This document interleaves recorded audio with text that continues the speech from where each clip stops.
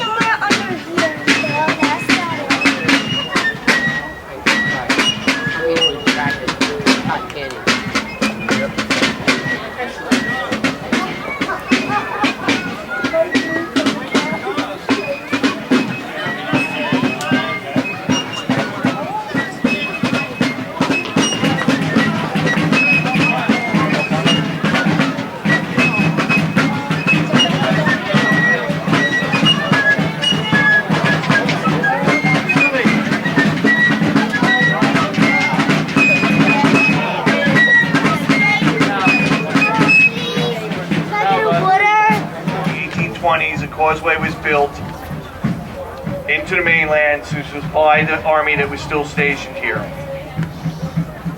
As time went on, silt filled up the back channel and appended Mud Island to the mainland of the Commonwealth of Pennsylvania. In 1777, this was an island with 500 yards of water between us and Carpenter's Island. The reason we cannot recreate, not only is it the terrain different, but we cannot get reproduction tall ships to come up the river in November due to the weather. Also the cost. The other problem is there's this thing called the FAA, Federal Aviation Association. I don't know, they just have this thing about us putting cannon on their things called runways. Because where the planes are coming in, they're landing on runway 3 and 4. That's Carpenter's of Providence Island in 1777. In 1929,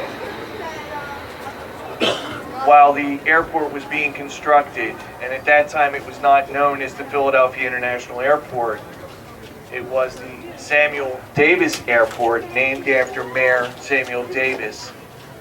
Time magazine did an article of the poor choice of territory for an aircraft depot or runway, because it was pointing right towards the military ordnance depot, which is right next door to us.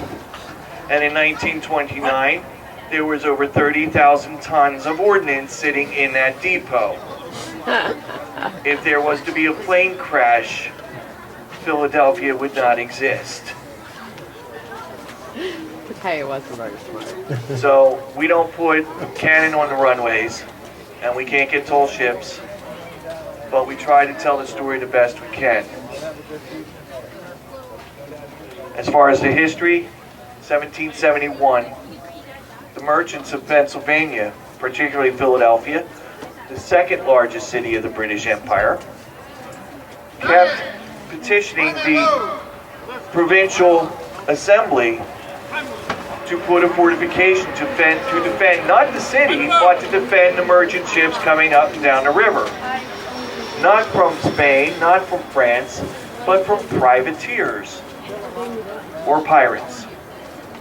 The difference between a pirate and a privateer is a privateer has a piece of paper from his governor, from his king, from his lord, saying he can do it.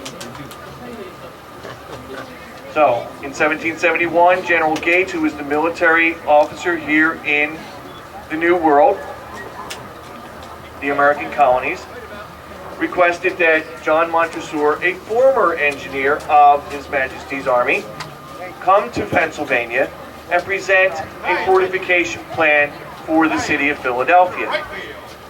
He chose Mud Island. He also recommended that a foundation be constructed of logs laid out in a grid-like pattern and rammed earth placed in between them. Total cost for the fortification was going to be about 15,000 pounds sterling silver.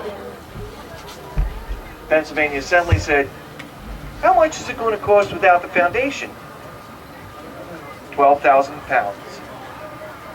That's what they went for. Captain Montresor proceeded with his plans, removed the foundation,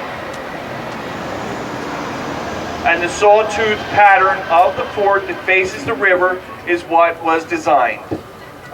No wall on the west, no wall on the north, because who's going to attack from the islands?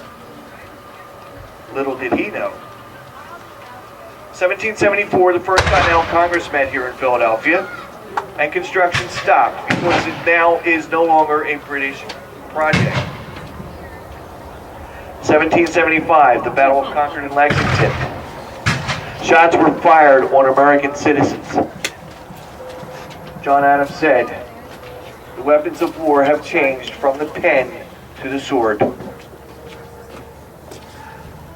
The Pennsylvania Committee of Safety took it on their own to finish the construction of, at that time, Fort Mudd.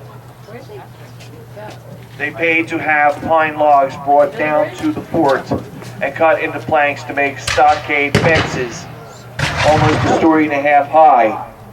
Loopholes were cut so that they could fire the muskets through them.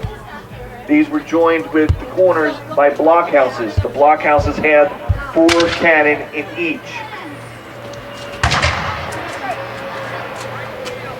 Through October, firing commenced on the fort until November the 10th, when on that day, at 7 a.m., the British opened up with everything they had. 400 men, 406 to be exact, men were in this fort when the British opened fire. With 32 guns on the islands and 6 ships firing anything from a 32 range of guns to 64 guns.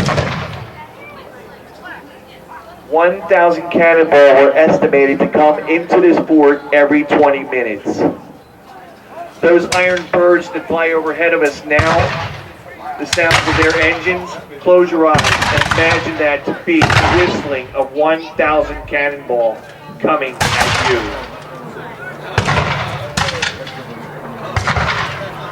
At this time, the British have landed, as they did not in 1777. And they have breached the gate. Our forces are going to do as best as they can, as General Washington asked them to do, and that is to hold the fort to the last extremity. Keep the supply line of the British Army downriver, because we can delay them longer and force them into winter quarters without firing a shot. For 6 days, cannonballs rained on the fort. On November 11th, General Howe, his brother Lord Admiral Howe, and their staff basically were watching from Carpenter's Island to see the potential carnage of Fort Memphis. Major Fleury did his best to rebuild the fort as best he could during the evening and night hours. The men were exhausted. The men were hungry. The men were cold. Because they were not dressed as we are today. Their shirts were torn. Their coats were tattered. Their knee breeches were rags. Their stockings and shoes did not exist. They were cold, wet, and hungry. There is documentation stating that the men were literally wading across the parade field knee-deep in mud and water. On November the 15th, due to a lack of ammunition, the fact that almost every cannon in this fort was obliterated by British artillery, Major Thayer gave the command not to abandon, but to evacuate. The dead and the wounded, over 250 dead and wounded, were buried over the river into Red Bank. The dead were interred in Gloucester in a potter's field. The wounded were taken over to Woodbury to recover from their wounds. Of the remainder, 70 men stayed with Major Thayer for one last task. And that task was to burn whatever else was standing here at the fort, with one exception. And that was the flagpole that did not stand as it is today, but was in the center of the fort, where the Commandant's headquarters is. That cupola is a direct line of where the flagpole stood. And we left the colors flying. On November the 16th, the British stormed the island. They sent over their Royal Marines. It took them an hour to determine whether there was a force here. The destruction was so complete that they had no idea where the dead were. They may have found a or two, but they did not find bodies, because Major Thayer had the bodies taken across the river. They did find one deserter. It's documented that they found a drunken German.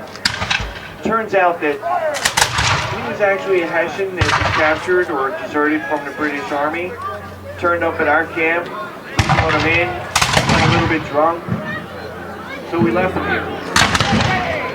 Turns out, he said he deserted from the American Army when he was taken from the British.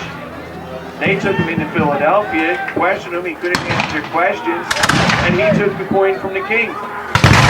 2 months later, he deserted from there and showed up at Valley Forge.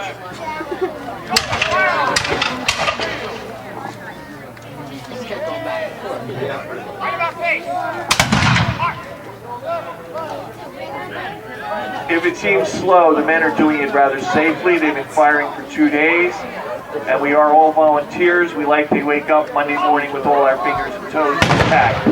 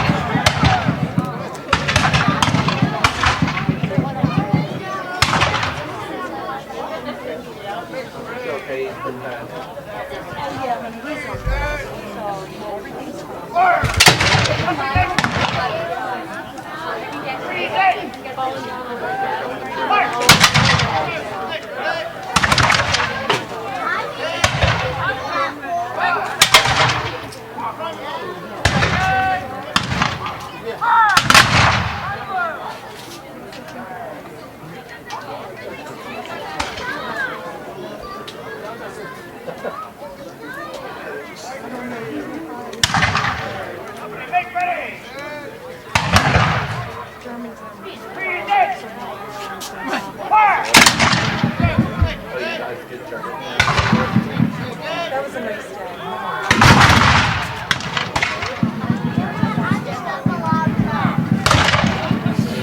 There'll probably be more.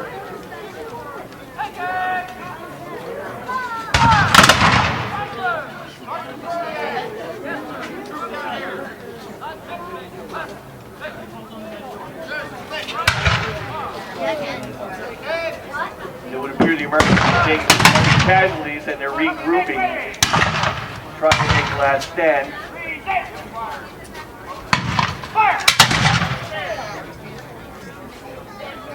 As the British take their positions to try and outflank.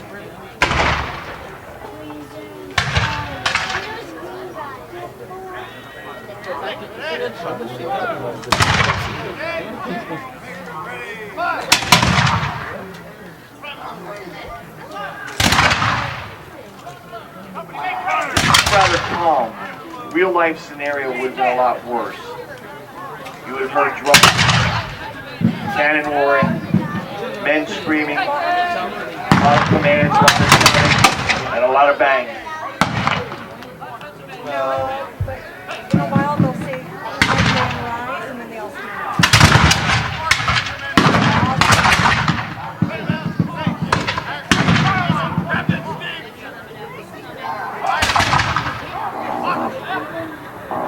American commander's pulling him back further for safety. He needs to protect his men as best he can so that he can defend the fort.